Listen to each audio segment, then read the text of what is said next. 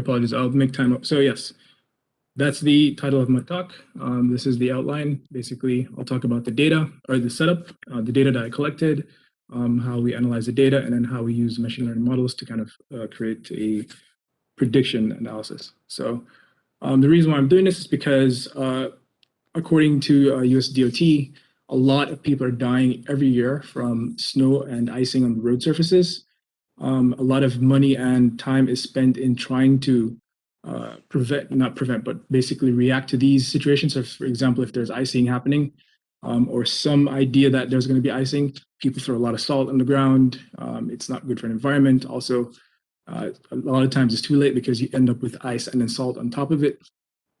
And so, and as you can see on the graph here, you can see if I get my highlighter on, this line here, it's basically there's a cut here. It's not representative in terms of its height, but if you look at all the data in terms of the casualties and whatnot, you can see that the casualties by icy roads is several magnitudes higher. So the idea is to be able to predict this. I set off in trying to predict what the temperature of the road is going to be in a 24-hour span. So here are some of the sensors I used, very cheap. Thanks to Sol, I was able to get these from Amazon and able to use them within the IoT system. So basically, the sensor here is able to measure humidity, air temperature, and barometric pressure. So basically just meteorological events. This is able to measure the road. And the idea is that you don't want to have anything in contact with the road because, if there's rainfall outside or, for example, if the sensor is just not very good, there's not a good contact with the road, so we have an infrared sensor here. And then also you want to measure the solar irradiance. You can buy a very expensive pyranometer, but if you have a little know-how about solar cells, you can buy a calibrated solar cell and then basically map the current across that circuit, and you're able to get the relatively accurate output of the watts per meter squared. In order to put everything together, I used an Arduino as well as an XB sensor, and I implemented a very simple wireless network. So basically, you can have a router and device and a coordinator. So my system basically had a coordinator and a end device. It was on my computer. One of the XPs was on my computer that was on the whole time. And then the Arduino with another XB was housed on top of it, was outside collecting data at a rate of one readings per minute. I was able to do this with, so for example, here's my setup. Here's the XB module on top. I also had another shield in order to save data just in case something happened in terms of battery dying or my computer shut off or the XB terminals or the XBs stopped talking to each other. And this is me doing my basically test before deploying it. And here's an example of the C basic code that we use to basically program these Arduino boards. I was able to successfully get the data from the XB, and in Python, I converted from hex bin to numeric, and I can show you how to do that, Sol, if you want to, if we meet again, I guess, during the semester. And once you can do that, it's very easy to collect data from the XBs. So here's an example of the data set. It's very clean. I've seen worse data sets where you have huge spikes. So this was very, even if you get data from some of the national laboratories, with their sophisticated equipments, there's a lot of noise and drift and all that kind of stuff. So although we only had 3 days of data set, I had a very high frequency sample rate. So 1 data set per second per minute, just to make up for the lack of or the long exposure. On the left, you'll see, for example, this entire data set. At the top, you'll see irradiance. You'll see humidity on the second one. You'll see ambient air pressure, ambient temperature, and then road temperature. The room temperature is in degrees Celsius as well as the ambient temperature, and irradiance is in watts per meter squared. Humidity is in percentage of water vapor, and then pressure is in, I believe it is in mercuries. Don't quote me on that. Over here, you'll see that I've cut the data in terms of just one day. So you'll see the date, April 11th, from it's a 24-hour span, and I picked one of the sunnier days that we had during that period. So we just wanted to, have an idea before we actually pick the model, a machine learning model. How are the data set, related? Are there any, linear relationships or nonlinear? What you're looking at here is basically both the X and Y axis are the same.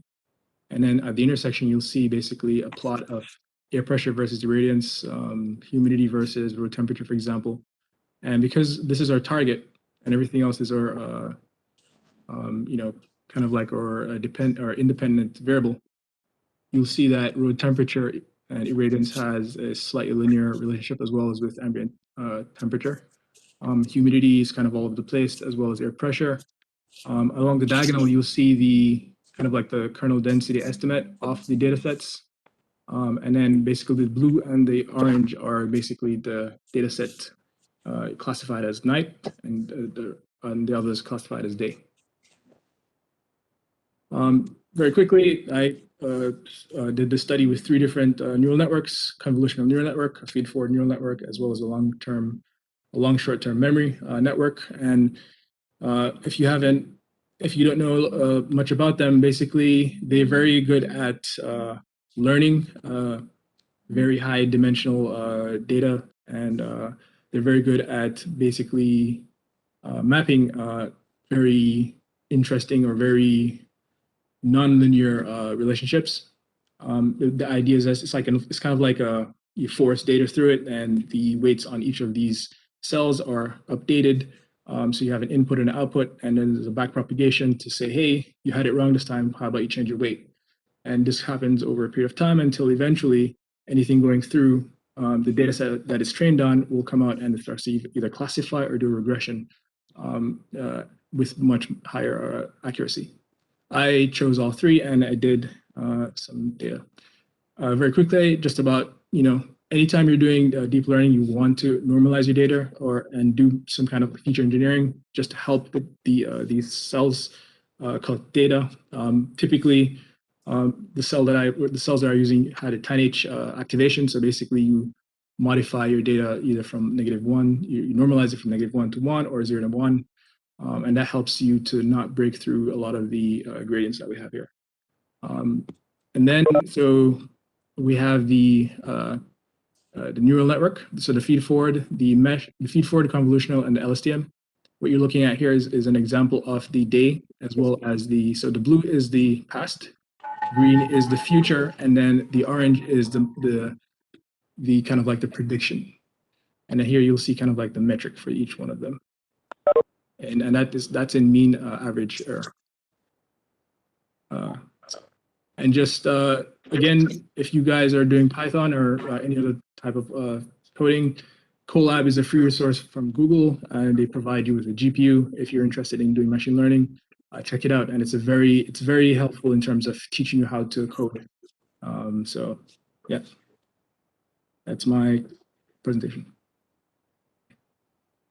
Any questions? Yes, Andrew. Regarding your XBs and how did you? I couldn't tell. Did you have your XB hooked up directly to the Arduino and the sensor? I guess. How far were you? How far were you away from your setup when you were receiving the data? Was it a few feet? Was it like inches? So no, it's basically my computer is inside, and these were outside. Basically, and I had them in it's a very ugly box. It's a styrofoam box, so I didn't take a picture. But Okay. you know, these have a range up to 300 feet, 400 Okay. feet, or more if it's just direct line of sight.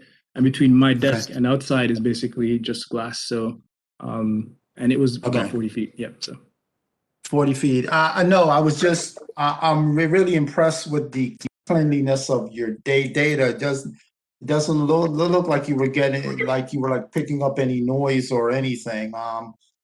These there XBs, probably, are they, go ahead, I'm sorry. I mean, there probably is. I don't think, you know, for example, like Well, temperature. Yeah. Well, yeah. Well, I do see a little bit of jagged edges and so on. Maybe you could have used some type of smoothing function, panning smoothing function for the data and so on. But I guess I think these operate at like what 2.44 gigs. Is that correct? That's If my correct. memory 2.4. serves me right. Yeah, 2.4. Yeah. I think. I think. Okay. All right. Okay. I was just surprised to see how good the data look. I I, mean, I've used these in the past, but I yeah. think probably what happened with my setup is that I had a lot of noise and other things that were operating at that same frequency. So what I didn't So mention was I actually use a Kalman filter to filter this as well. So it's a little bit more. Okay. Yeah. Yeah. All right. Okay. Oh, okay. Okay. That's why it looks so good. All right. Thank you. You're welcome. Thank you. Thank you. Thank you, Andrew. Okay. Okay, so next we will hear from Luis Hernandez Camas, advised by Dr. Hongmei Dang, simulation and modeling of perovskite solar cells for reliable and high efficiency renewable energy application. Luis, are you ready to go with your screen? Yes, let me share my